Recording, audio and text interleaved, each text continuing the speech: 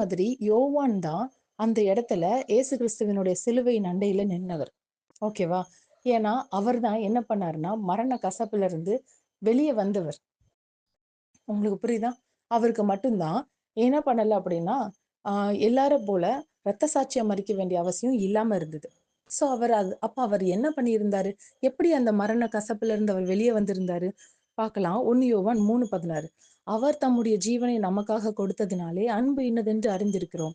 நாமும் சகோதரருக்காக ஜீவனை கொடுக்க கடனாளியா இருக்கிறோம். ஓகேவா? அவர் தேவனுடைய வார்த்தைய முழுவதுமா விசுவாசிச்சு அதுக்கு கீழ்ப்படிஞ்சிருந்தார்.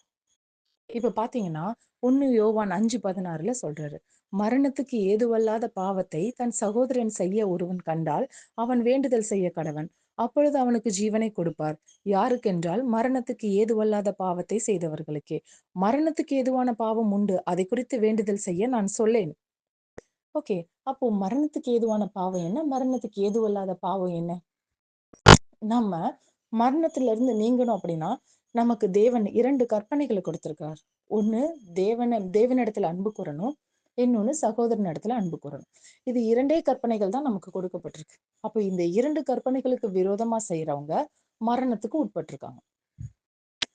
ரொம்ப சிம்பிள். பார்க்கலாம். முதல் கற்பனை என்ன? தேவனிடத்துல அன்பு கூறணும். ஓகேவா? உன் தேவனாகிய கர்த்தரிடத்தில் உன் முழு இருதயத்தோடும் உன் முழு ஆத்மாவோடும் உன் முழு மனதோடும் அன்பு கூறுவாயாக. இதுதான் பிரதான கற்பனை. இயேசு கிறிஸ்து மத்தேயு 12:32 சொல்கிறார், எவனாகிலும் மனுஷகுமாரனுக்கு விரோதமாக வார்த்தை சொன்னால் அது அவனுக்கு மன்னிக்கப்படும். எவனாகிலும் பரிசுத்த ஆவிக்கு விரோதமாக பேசினால் அது இம்மையிலும் மறுமையிலும் அவனுக்கு மன்னிக்கப்படுவது இல்லை. அப்போ பரிசுத்த ஆவியானவர் தேவ ஆவியானவர், தேவனுக்கு விரோதமா பேசக்கூடிய எந்த ஒரு வார்த்தைக்கும் மன்னிப்பு இல்லை. புரியுதா? எது முதல் கற்பனையோ அதுக்கு விரோதமான பாவம். அந்த கற்பனையை மீறுகிறது பாவம். தேவனிடத்துல அன்பு கூறாம இருக்கிறது பாவம். அன்பு கூறாதவன் அவரை பகைக்கிறான். அவரை பகைக்கிறது பாவம். ஓகேவா? அவன் மரணத்துல நிலை கொண்டிருப்பான். சோ இப்படிப்பட்ட பாவம் மன்னிக்கப்படாது. ரெண்டாவது நமக்கு கொடுத்த கட்டளை என்ன? சகோதர சிநேகம். ஓகேவா? இப்ப பாத்தீங்கன்னா 1 யோவான், தன் சகோதரனை பகைக்கிற எவனும் மனுஷ கொலைபாதகனா இருக்கிறான். மனுஷ கொலைபாதகன் எவனோ அவனுக்குள் நித்திய ஜீவன் நிலைத்தராது என்று அறிவீர்கள். அப்போ இங்க ஜீவன் போய் மரணம் எப்ப உண்டாகும்னா, சகோதரனை பகைக்கிறவன் மனுஷ கொலைபாதகன். ஆண்டவர் அதனாலதான் சொன்னாரு, தன்னுடைய சகோதரனை பார்த்து மூடனேன்னு சொல்றவன் எரி நரகத்துக்கு ஏதுவா இருப்பான். அந்த வசனம் உங்களுக்கு தெரியும்ல? சோ இது இயேசுவால் சொல்லப்பட்டது. அதேதான் யார் சொல்றாரு? யோவானும் சொல்றாரு.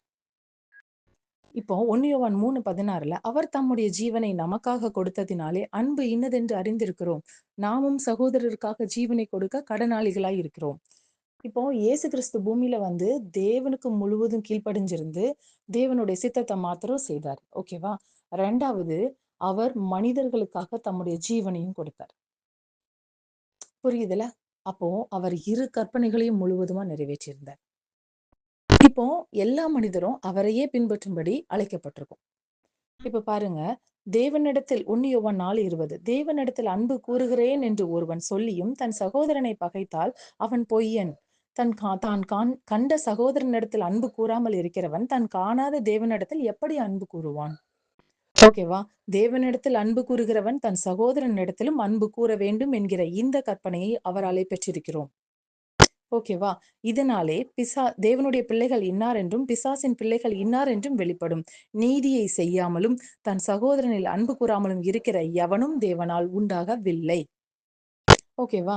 ஒரு சகோதரனாவது ஒரு சகோதரியாவது வஸ்திரம் இல்லாமலும் அனுதின ஆகாரமும் இல்லாமலும் இருக்கும்போது உங்களில் ஒருவன் அவர்களை நோக்கி, நீங்கள் சமாதானத்தோட போங்கள், குளிர் காய்ந்து பசியாருங்கள் என்று சொல்லியும் சரீரத்துக்கு வேண்டியவைகளை அவர்களுக்கு கொடாவிட்டால் பிரயோஜனம் என்ன? யாக்கோபு 2:16. அப்படியே விசுவாசமும் கிரியைகள் இல்லாதிருந்தால் தன்னைத்தானே செத்ததா இருக்கும். இப்போ எப்படி நாம விசுவாசிக்கிறோம்? நாம எப்படி ரட்சிக்கப்படுறோம்? தேவனை விசுவாசிக்கும் போது ரட்சிக்கப்படுறோம். அவர் நமக்காக மரித்தார், நம்மளுடைய பாவங்களுக்காக அவர் மரித்தார்னு சொல்லி நாம விசுவாசிக்கும் போது ரட்சிக்கப்படுறோம். ஓகேவா? ஆனா விசுவாசம் செத்ததாவும் இருக்குன்னு சொல்றாங்க. விசுவாசம் எப்ப செத்து போகும் அப்படின்னா, கிரியை இல்லாம இருந்தா செத்து போயிடும். தேவனை நம்ம விசுவாசிக்கும் போது தேவனுக்கு கீழ்ப்படியக்கூடிய நீதியுள்ள, ஓகேவா, நற்கிரியைகளை நம்ம செய்யணும். அப்படி நம்ம செய்யும் போது அந்த விசுவாசம் எப்படிப்பட்டதா இருக்கும்? உயிருள்ளதா இருக்கும்.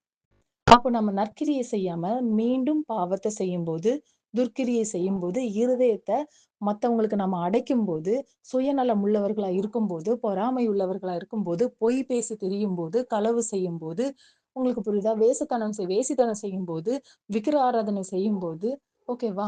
முறுமுறுக்கும்போது, எதிர் பேசும்போது, கோள் சொல்லும்போது, புறங்கூறும்போது, மதிக்காம இருக்கும்போது, மத்தவங்களுக்கு நம்ம தீர்ப்பு செலுத்தும்போது, இரக்கமுள்ள இல்லாதவர்களா இருக்கும்போது, நாம எப்படி இருக்கோம்? கிரியை இல்லாம இருக்கும். நம்மளுடைய விசுவாசம் எப்படி இருக்கும்? செத்ததா இருக்கும்.